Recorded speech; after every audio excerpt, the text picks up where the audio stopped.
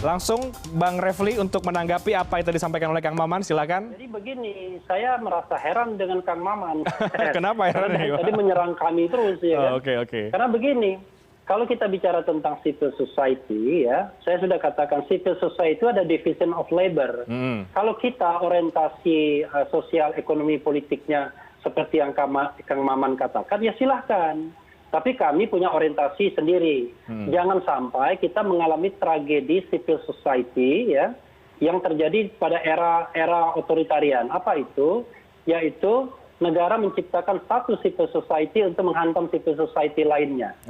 Jadi secara sengaja diciptakan satu civil society agar civil society lainnya itu bisa diadu. Nah ini tidak produktif bagi kita berbangsa dan bernegara. Dan menjalankan peran social control kita sebagai civil society. Karena begini, civil society itu bukan the state, bukan negara yang punya fasilitas, yang punya financial resources, yang menguasai semua state aparatus. Dia kekuatannya hanya moral. Karena kekuatannya moral, maka adanya di ide dan gagasan. Dia tidak menggantikan fungsi negara. Jadi kalau misalnya disuruh membagi sembako ke daerah-daerah dan lain sebagainya, ya itu kan fungsi NGO kalau misalnya dibawa di luar state. Tapi ini adalah sebuah perkumpulan gagasan, ide, agar kemudian bisa memberikan kontribusi, terutama pemikiran, kepada kebaikan bangsa dan negara, dan terutama mencegah penyimpangan-penyimpangan the state atau penguasa atau pemerintah, yang dalam bahasa Kang Maman, seolah-olah everything is okay. Padahal kita katakan, enggak, everything is not okay right now. Jadi ada beberapa hal yang harus kita kritisi, baik dalam bidang politik, ekonomi, sosial, budaya, hukum. Contohnya banyak, Undang-Undang Minerba dan lain sebagainya, Jaksa Pinangki dan lain sebagainya, Joko Chandra dan lain sebagainya, dan lain sebagainya. Termasuk minus 5% dalam pertumbuhan ekonomi. Itu semua memberikan concern bagi kita untuk berperan sebagai civil society. Dan soal motivasi, masa lalu dan lain sebagainya, kita kan berbaik sangka Kang Maman ya. Jadi kita tidak perlu kemudian mengungkap atau mengutak-atik masa lalu orang. Yang penting adalah apa yang dilakukannya, apa yang diperbuatnya hari ini, apakah konstruktif atau tidak. Nah, kalau kita bicara masa lalu, Umar bin Khattab lebih dajjal daripada kita semua. So, ketika dia enlightened, tercerahkan, dia bisa memberikan sebuah pemikiran, tindakan yang baik bagi Islam dan peradaban.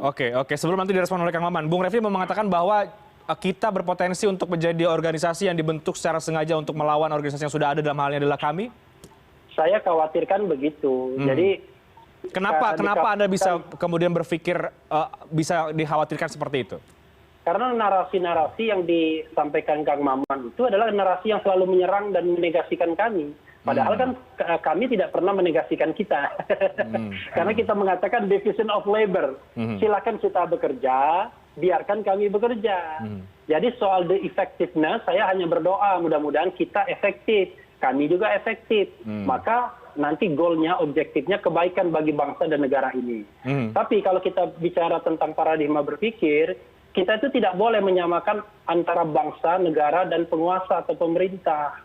Bangsa dan negara itu harus remain tetap, ya, tidak pernah berubah. Tapi kan penguasa, pemerintah kan bisa berubah. Sekarang Kang Maman bagian dari pemerintah partainya. Besok bisa saja oposisi, ya kan? Karena yang namanya pemerintah itu bisa saja bergulir kapan saja dan tidak harus menunggu jadwal pemilu. Hari ini pun bisa PKB memutuskan keluar dari koalisi pemerintah dan kemudian statementnya tiba-tiba setiap saat mengendorse kami. Bisa jadi begitu, karena politik itu dinamis. Tapi yang paling penting kita hormati division of labor, pembagian kerja di antara kita. Begitu Kang Maman. Kami juga bisa dong berarti kayak gitu, Bung Refli. Kenapa?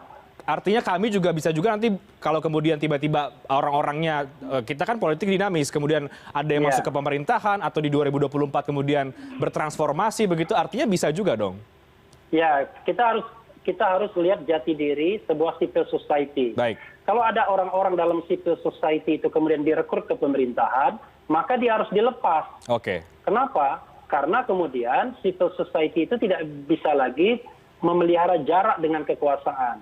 Karena kalau civil society tidak bisa memelihara jarak dengan kekuasaan, maka dia tidak bisa dibedakan antara civil society sebagai pengontrol dengan agen dari negara untuk kemudian melaksanakan tugas-tugas yang mungkin dititipkan negara kepada kelompok-kelompok tertentu begitu. Baik, Kang Maman, bagaimana tanggapan Anda soal kemudian dikhawatirkan kita ini dibentuk secara sengaja?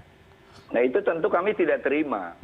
Sekali lagi kita ini spontan dideklarasikan karena ada kesadaran untuk terus menggerakkan potensi-potensi kebangsaan kita, nilai-nilai gotong royong dan kebersamaan. Sekali lagi kita tidak pernah ada pesanan dibentuk dan lain sebagainya. Ada teman-teman budayawan, seniman, ada habaib, ada beberapa tokoh ulama yang memang sudah bergerak untuk terus mengatakan bahwa kita tetap harus menjaga Indonesia ini, menjaga optimisme, menjaga masa depan.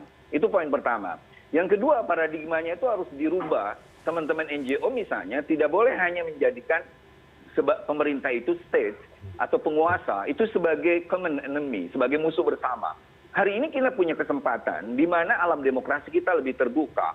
Masa-masa otoritarisme itu telah berlalu, di mana hari ini kita bisa mengkritisi dengan gampang, konstruktif. Why not? Kenapa kita tidak lalu melakukan itu? Tidak ada yang ditangkap, tidak ada yang dipersekusi dan sebagainya. Kecuali orang yang memang ingin menghancurkan negara ini. Seperti itu. Nah makanya saya ingin meralat apa yang dikatakan Prof. Repli misalnya, bahwa kita nyerang, bukan nyerang, kita tidak pernah nyerang, kami menyerang siapapun. Ini anak-anak muda berkumpul, merasakan kegelisahan, kita tidak ingin kebersamaan yang harusnya kita miliki dalam menghadapi pandemi ini, tiba-tiba sedikit terhalangi atau tertutupi oleh kelompok-kelompok orang yang seolah-olah pemerintah tidak bekerja, lembaga negara tidak ada, partai politik tidak bereaksi, dan lain sebagainya. Nah kita harus menyamakan suara untuk Indonesia.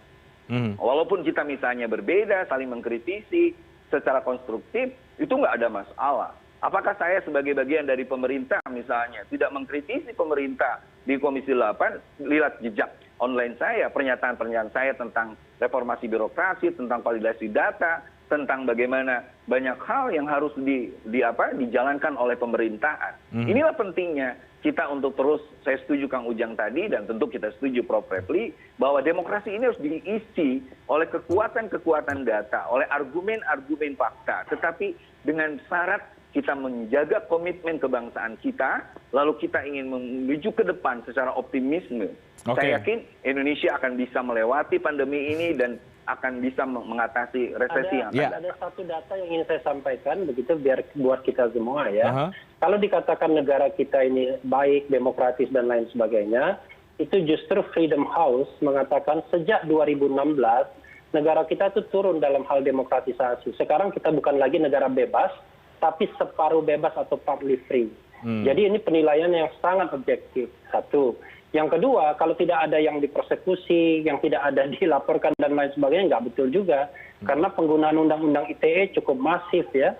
Kita sekarang ini kan harus hati-hati kalau berada di posisi dalam tanda kutip berbeda dengan pemerintah, maka konsekuensinya kalau kepleset ngomong itu bisa diproses. Itu yang saya katakan sebagai reformasi. Silakan Kang Maman. Bahwa ada mentalitas aparat hukum yang masih mentalitas Orde Baru, itu yang harus digarisbawahi. Makanya kita harus bareng-bareng. Itulah yang menjadi kerja kami untuk kemudian menggarisbawahi agar tidak ada di bagian dari kekuasaan itu yang seperti itu. Kang Maman, saya setuju karena itu kita division of labor. Di titik ini kan kita sama. Sama-sama kita kritisi penegak hukum. Oke, saya ke Kang Ujang. Kang Ujang, agar kami dan kita ini efektif ke depan berkolaborasi dengan caranya masing-masing, bergerak dengan caranya masing-masing, apa yang harus dilakukan oleh kedua organisasi atau gerakan ini? Ya, menilai secara objektif saja. Jadi objektif, ketika pemerintah salah gitu kan, lalu tidak sesuai jalurnya, kalau keluar jalur, ya kedua-duanya harus mengkritisi. Jadi jangan sampai ketika pemerintah salah, lalu didukung. Ini kan menjadi persoalan, misalkan kayak yang lalu-lalu lah, revisi Undang-Undang KPK. Itu kan kalau menurut saya salah. Kalau KPK-nya dikubur, dibunuh itu kan. Lalu hari ini pegawainya ASN. Loh, ASN itu kita tahu lah birokrasi. Birokrasi kita sekarang bagaimana korupnya. Lalu isinya KPK ASN. Ya KPK-nya dibunuh. Nah, oleh karena itu, ke depannya tidak ada lagi yang seperti ini, gitu loh. Nah, kami itu kita hadir untuk mendukung, menolak yang seperti itu, gitu loh. Nah, kalau ke depan gitu ada misalkan undang-undang lain yang tidak berpihak kepada rakyat, lalu misalkan kami ada dalam posisi di rakyat, lalu kita yang juga posisi di rakyat, itu yang kita harapkan dan kita banggakan. Tapi kalau nanti misalkan kaminya ada bersama rakyat, lalu kitanya dalam tanda petik gitu ya, bersama-sama anggota DPR lain mendukung pemerintah, juga kita harus koreksi itu bersama. Jadi mudah-mudahan ke depan kami dan kita jangan dibenturkan, tapi bersama-sama bersinergi untuk mengkritisi pemerintah. Karena tadi pemerintah hari ini butuh juga kritikan, butuh juga masukan, gitu, butuh data-data, argumen yang kuat dari civil society yang dikatakan oleh Bang Refli Harun tadi. Jadi kalau tadi posisinya mandul, tumpul, lalu tidak ada check and balances, maka kekuatan rakyatlah yang harus bergerak. Gitu. Bergerak apa? Mengkritisi jalannya pemerintahan, begitu. Jadi harus objektif ya. Nah, terakhir deh ke Kang Maman dan juga Bang Refli, singkat-singkat saja, supaya tidak ada jurang antara kami dan kita. Apa yang positif dari kami, Kang Maman, apa yang positif dari kita, Bung Refli? Sebagai sebuah civil society. Sekali lagi, konstitusi sangat menghormati kebebasan berpendapat dan berserikat. Nah, kita akan melihat bagaimana konsistensi.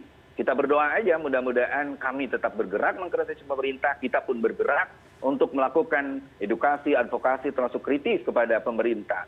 Sehingga nanti waktu yang akan menilai dan publik yang akan menilai siapa yang betul-betul berjuang di Indonesia. Bung Refli. Iya, saya kira kita bicara tentang kebaikan saja ya. Jadi kami memperjuangkan kebaikan menurut versi dia, kita memperjuangkan kebaikan semua. Jadi mudah-mudahan negeri ini bertambah baik dengan banyak orang yang mau berpartisipasi dalam proses bernegara ini. Jadi kami eksis, kita eksis, dan tidak perlu dinilai apakah kemudian nanti mana yang lebih baik. Yang paling penting adalah apakah nilai-nilai yang diperjuangkan itu, baik bersama-sama maupun terpisah, itu menjadi nilai-nilai bersama yang memang untuk kebaikan bangsa ini ke depan, begitu. Jadi itu saja saya kira. Oke, baik. Terima kasih banyak Kang Maman, terima kasih banyak Bung Refli, Kang Ujang, terima kasih. Kita akan tunggu ya Kang Ujang, seperti apa eksistensi kami dan kita ini, kalau nggak kita bikin kalian ya setelah ini. Baik, terima kasih banyak Kang Ujang, terima kasih Bapak-Bapak sekalian.